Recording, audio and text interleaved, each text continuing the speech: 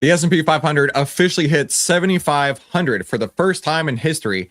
It's now up 19% since the March 30 bottom. But you know what's happening today? It's getting monkey hammered. It's getting monkey hammered hard. It got rejected off that level. In fact, it's down as of right now 1.15%. And I don't know how much lower it's going to go on the day. The markets are crashing to levels not seen since uh Wednesday. Okay, cool.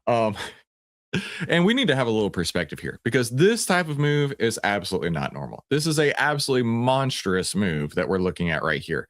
And because of that, I have a lot of bearish thesis, And I am not a perma bear, perma bull, perma anything. I am a perma opportunist.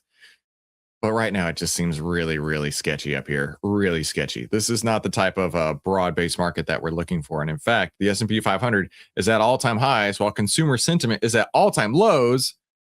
That's weird. We've never seen a gap this wide between Wall Street and Main Street. And it's probably happening to you too, right? Consumer sentiment hitting literal all-time lows. Worse than 2008, worse than COVID, worse than ever in the history of time. And yet the market rips higher. Absolutely a disconnect right there. Now, that's why they say the markets can stay irrational longer than you can stay solvent. Because if you tried to fight this trend, you're going to get monkey hammered and it's not going to be bad, or it's not going to be good at all. And the SPY continues to rip up higher this morning, down a little bit. The Qs are crashing to levels also not seen since Wednesday, but stonks only go up. They only go up, right? We still had that buy signal on the S&P that came through on April 9th, still pushing up higher in OVTLYR.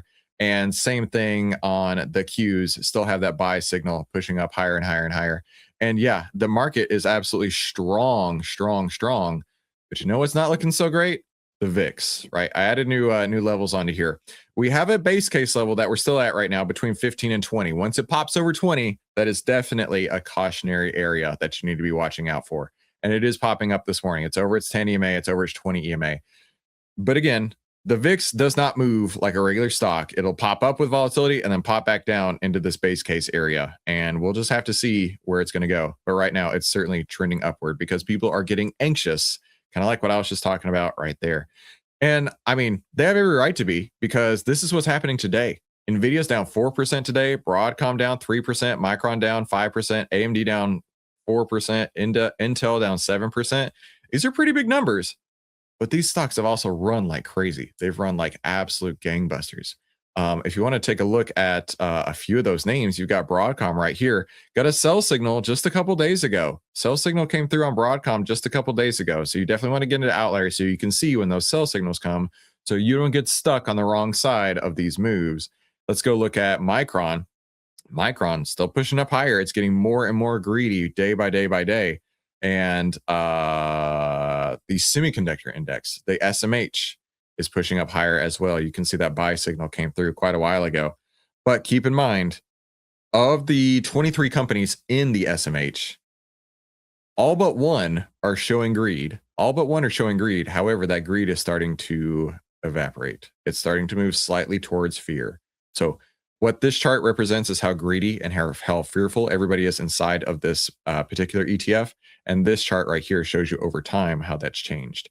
So am I saying the easy money's over in the semiconductors? No, not yet, but there's definitely a lot of headwinds. In fact, let's go take a look at breadth inside of OVTLYR. We can see breadth. I thought it was going to cross over, honestly, a few days ago, but we're seeing more sell signals come through, less buy signals. We're down at 26% of the 9,000 stocks and ETFs we cover having buy signals. 26%. Literally every sector, with the exception of materials, has bearish breadth. And we're seeing less uptrends, more downtrends. So that doesn't look so great. In fact, let's go look at RSP next. This is the equal weighting S&P 500. And it has not hit new all-time highs since all the way back on February 12th.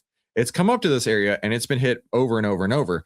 But the crazy part here is comparing the RSP to the SPY. And you can see just how different, tale of two different stories right here, right? You've got the SPY that's run like crazy where the RSP has not. So if we go back and we look at the comparison here between RSP and SPY, this is hitting new all-time lows. It's never been lower than this ever. What does this mean? When the SPY is rising and the difference between the RSP divided by SPY is falling, that is narrow leadership. You've got to be very selective and use a lot of caution. Right. This is not the big broad-based rally that a lot of people may think it is. In fact, it's a very concentrated rally in just a handful of names.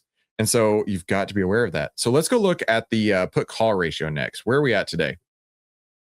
Put call ratio looks like this. We're actually better off. Actually better off today. We had been trending lower and lower and lower, getting into this excessive call buying area, very aggressive call buying the last few days. And it's starting to pull back. People are starting to say, you know what, maybe, just maybe, it might not be as brilliant of a market if only a handful of stocks are holding it up. And then new view today. Let's see how this goes. New view today. Actually, let's drop off chat for a minute because I can see you guys are in the way there. There we go. New view today. We've got the S&P 500 on the top, and then we've got the MMFI. This is the percent of stocks above their own 50-day moving average. And down here, we have the MMTH. This is the percent of stocks above their own 200-day moving average. Both of those are moving down while the market moves up. Again, bearish breadth all across the board. Then let's go to the next view, which we have a brand new view today. New highs and new lows compared to the market right here. Now, I also figured out that you can do gradients, right? So you can see how it's green up here and red down here. That's pretty cool, right? So breadth is slightly improving on the number of stocks hitting new highs, and actually helping a little bit with less stocks hitting new lows. So there's a little bit of turnaround here, which is what we want to see. Interestingly, on the back of the market falling, we do see some breadth improvements. Let's go to the next view here, which is the, this should be the 10-year right there. Yeah, there we go. Let me save that real quick. Okay, so now let's take a look at yields, right? This is an area that you've got to watch out for. So this is the 2-year yield up here, which is pushing brand new highs. And this is basically the market telling the Fed that we're looking for a more inflationary environment. That's not what we want to see, right? But it's pressure on the Fed to raise rates. The 10-year is going to be pressure on stocks. So pressure on the Fed, pressure on stocks. Both of these are pushing up higher, meaning that there's going to be, this is not good for stocks because this is the risk-free rate. Anytime the risk-free rate is rising and there's pressure on the Fed, that's not a good place, right? The risk-free rate is rising. And so people are going to be taking their money out of stocks. In theory, that's what this represents. In theory, people taking their money out of stocks and putting it into 10-year yields. Now, this is sitting at 4.579. That's really not enough to entice a lot of investors out of the market when you can see 4% moves a single day, right? Yeah, so just keep that in mind. And this right here I'm watching as well. This is the spread, the 210 spread right here. And if it breaks through this area, I'm not sure how much further it can go. It's not close to zero. It's still a 47 basis point spread between the 2 and the 10-year yield. But if it does break lower, it's something to keep in mind, right? So looking at the yield curve today, we are still in a normal yield curve right now, with the 2-year point being less than the 10-year point. But if that ever inverts, it's going to show up down here, and that means basically a recession could be on the horizon. So let's go to the next view over here, and let's look at our commodities. Let's look at commodities with the dollar index. New view. I'm liking the new views. I hope this is helpful for you, right? We're seeing a stronger dollar today. This is going to put pressure on commodities like gold and silver and oil, which I have all three pulled up right here. Gold getting absolutely destroyed today, down 3%. Silver getting monkey hammered to death, down 10% today. And oil holding its own, right? So this strength in the dollar is certainly pushing through on both gold and silver. But both of them have been fighting through this order block right here. And both of them are coming up to a new bullish order block. So we'll see if they turn around and go back up. Next, let's go take a look at the risk on sectors. Risk on sectors being the tech sector, the communication sector, which has things like what am I trying to say? Google and Netflix and Meta are all in here. And then you've got the discretionary sector over here. I'm sorry, not discretionary. Yeah, it is discretionary. That's going to have things like Tesla and Amazon. And then over here on the far right-hand side is the financials. And you can see the financials have really been struggling. But we do see a little bit of rotation, right? The discretionary sector is starting to lose momentum here. It's under its 10, it's under its 20.